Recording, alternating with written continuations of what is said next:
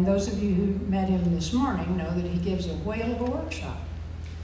So it is my great pleasure to introduce a man. I'm not going to try to give you, well, I don't even know his whole curriculum vitae, but I can tell you that, first of all, he is a renowned storyteller now and has made numerous appearances at the National Storytelling Festival in Jonesboro, Tennessee. He's also been featured at George West Story Fest, right here in South Texas. He has whistled classically with the Kandinsky Trio. He's a Shakespearean actor. And why are you laughing, David? And director. And I'm going to quit talking now so that you can hear and enjoy Andy Offutt Irwin all the way from Georgia.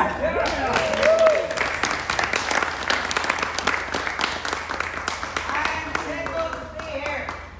So tickled. I got I'm going to begin with Homer's Odyssey.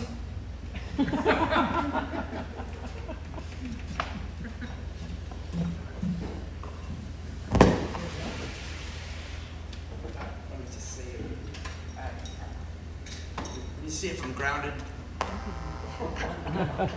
Obviously not.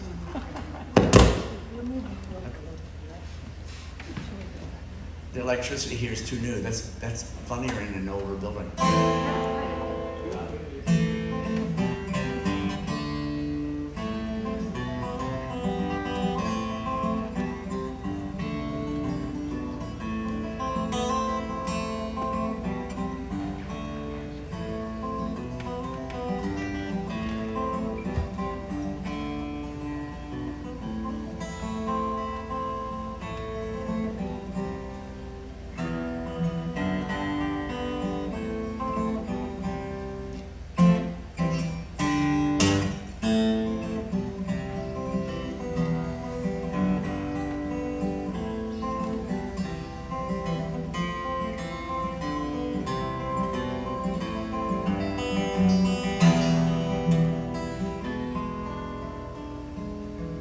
I am just a rambling boy, Ithaca bound,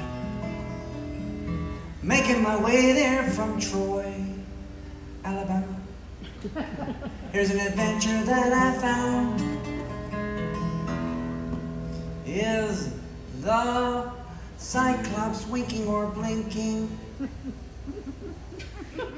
That eyeball in his head.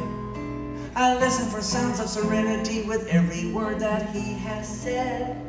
I notice his squint, his mouth smirky slant. Can I see a friendly glint? No, I can't. And his complimentary mints are covered with ants. And his Cyclops winking or blinking. Oh, is the Cyclops winking or blinking? How can I read his mood? I wonder what he is thinking. I'm thinking he thinks of me as food. Compared to this giant, I'm a little shrimp. He's putting mascara on his one-eyed to primp. How can you tell if a steak has a limp? And if the Cyclops is winking or blinking, oh, is the Cyclops winking or blinking? I just want to leave this cave. And from the way this cavern is stinking, I can tell Polyphemus don't never bathe. I'm wondering how this drama ends. This giant ain't getting no help from his friends, but he only pays half for his contact lens. It doesn't get any better now.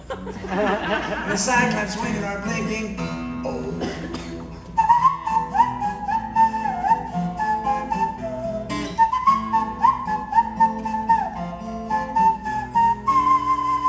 This is the end of the instrumental verse. I know it's not an instrument, but it could be worse. But if I don't whistle, Jerry will curse. And the Cyclops winking or blinking. What is the Cyclops winking or blinking? All alone, he feels bereft. And I saw him try to swat that fly. It's clear he cannot perceive depth.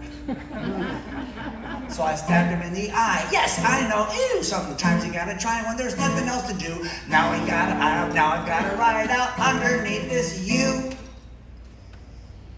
Well, as I said, this is Homer's Odyssey, and this is the scene where Odysseus, obviously, I mean, you people are educated, you went to college and you study this stuff. Odysseus is traveling with his friends, and he's got fewer and fewer friends around him, and he goes, where does everybody go? Where did everybody go? And then this is making noise, and then that's Brendan's fault. And then he goes, he smells something cooking. He's hungry, he's really hungry. He smells something cooking in the cave, but when he finds out what's cooking in the cave are his fellow travelers, and that ain't good, and they're being cooked by Polyphemus. Polyphemus is the name of the Cyclops. That obviously means many Themuses. Or I guess the Greek would be Femi. Anyway, and so he's cooking all them people, and then he sees Odysseus. He cannot be satiated. He looks at Odysseus, and he likes to know his food sources. Polyphemus does. So he looks at Odysseus. He goes, "What is your name?" And Odysseus picks up a stick and he pulls out his pocket knife, starts whittling. He says, "Nobody." "What is your name?" "Nobody." "What is your name?" "Nobody." "What is your name?" "Nobody." And he stabs him in the eye. And so Polyphemus goes, "Nobody has stabbed me in the eye. Nobody has stabbed me in the eye." And all the other giants in the neighborhood are going, "Nobody stabbed Polyphemus in the eye.